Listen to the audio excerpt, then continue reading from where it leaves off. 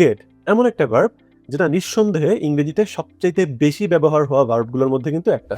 আর main কারণ হচ্ছে gate sentence অনুযায়ী বিভিন্ন রকমের মিনিং দিতে পারে, অর্থাৎ গেটের অনেকগুলো মিনিং আছে। তো আপনার যদি সেই মিনিংগুলো জানা থাকে সেক্ষেত্রে কিন্তু আপনি সেম এই একটা ভার্ব দিয়ে ইংরেজিতে অনেক রকমের সেন্টেন্স মেক করতে পারবেন।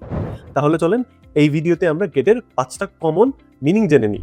নাম্বার 1 হচ্ছে অফার করার ক্ষেত্রে বা রিকোয়েস্ট করার ক্ষেত্রে, অর্থাৎ কাউকে যখন আপনি কোনো কিছু এনে দেওয়ার অফার করবেন অথবা কাউকে যখন আপনাকে কোনো কিছু এনে দেওয়ার জন্য রিকোয়েস্ট করবেন তখন কিন্তু আপনি গেট ব্যবহার করতে পারেন। আমি যদি খুব সহজ দুটো এক্সাম্পল দেই, আমি আপনাকে অফার করতেছি, আমি কি আপনাকে এক গ্লাস পানি দিব?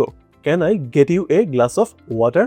আবার আমি যদি আপনার কাছে সেম পানিটা রিকোয়েস্ট করি, আপনি কি আমাকে এক গ্লাস পানি দিবেন? Can you get me a glass of water?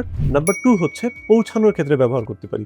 যেমন আমি যদি এক্সাম্পল দিই, তারা সময় মতো এয়ারপোর্টে পৌঁছাইছে, এটার ইংরেজি হবে they got to the airport on time. Number 3 হচ্ছে কিনা বা ক্রয় করার ক্ষেত্রে ব্যবহার করতে পারি। যেমন আমি যদি বলি আমার একটা নতুন ল্যাপটপ কিনা প্রয়োজন, I need to get a new laptop. Number 4 হচ্ছে কোনো কিছু পাওয়ার ক্ষেত্রে গেট ব্যবহার করতে পারি।